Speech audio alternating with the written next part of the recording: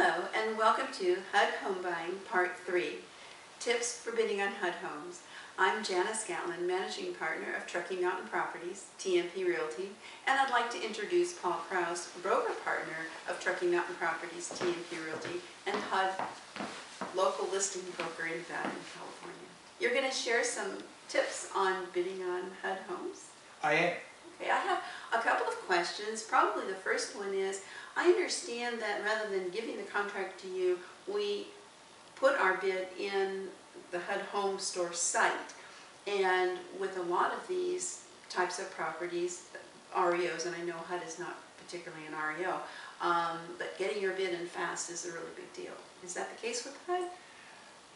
No and yes. HUD has what they call bid aggregation periods. That is, let's say for a property that is FHA insurable, the bids made during the first 10 days of the listing period are aggregated and they are opened on the next business day after that period and treated as if they were submitted simultaneously. So if you have submitted an offer on day 8, you are not disadvantaged vis-a-vis somebody who has submitted an offer on day 2. If the property is FHA uninsurable, that bid aggregation period is 5 days. And once you get past the bid aggregation periods, then bids are considered daily. Then time does matter. Okay. The other question I had is, as a listing broker for HUD, I assume that you see all of the offers, and as a result of that, if you had a buyer of your own, it would be hard for someone like me to compete with you. No, I don't see the other offers. Oh, really? Those are submitted electronically, directly, and they are opened by the asset managers, not the local listing brokers. So if I happen to have a buyer, of course I would know the terms of their offer, but I don't know the terms of anybody else's bids. Well, yeah, that's a real advantage for the rest of us. It creates a very level playing field for all of us. Yes, yeah, it certainly does. How can we improve our offer in HUD's eyes? What is HUD looking for? Well, HUD is looking for what it calls net to HUD. Okay. Net to HUD is calculated basically the sales price, the offer price for the property, minus buyer closing costs, minus sales commissions. Okay. And they want that number to be as high as it can be. Okay.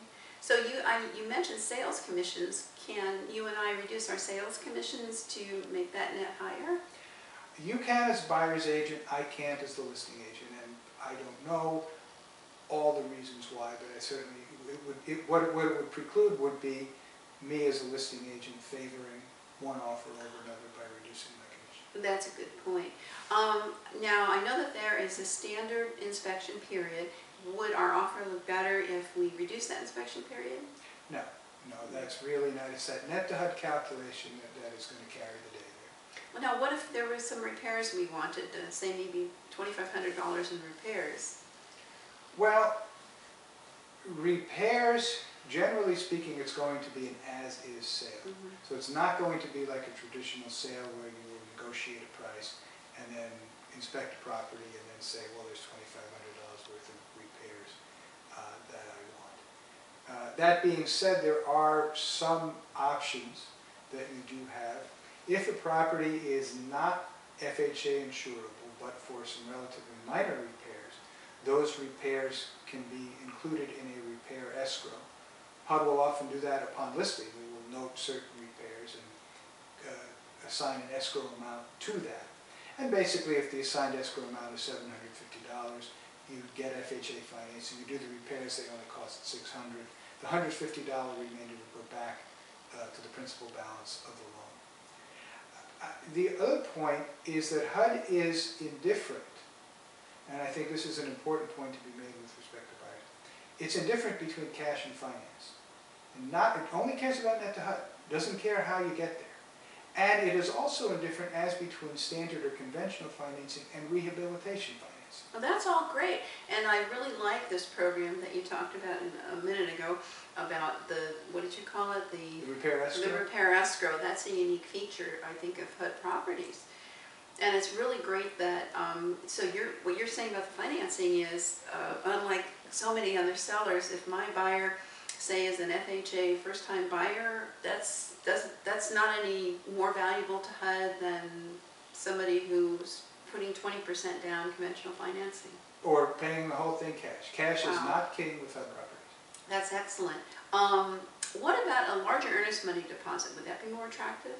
No, HUD's earnest money deposits are standard. For a property with a sales price of $50,000 or less, it's $500. For one with more than $50,000 sales price, it's $1,000. That's very reasonable. Yes, yeah, it is. What other tips do you have that might make our offer more attractive? Well, I would say if you don't need closing costs, or if you sharpen your pencil on the closing costs, I think is an important thing. If you can ask for up to 3%, but if you don't need it, don't ask for it.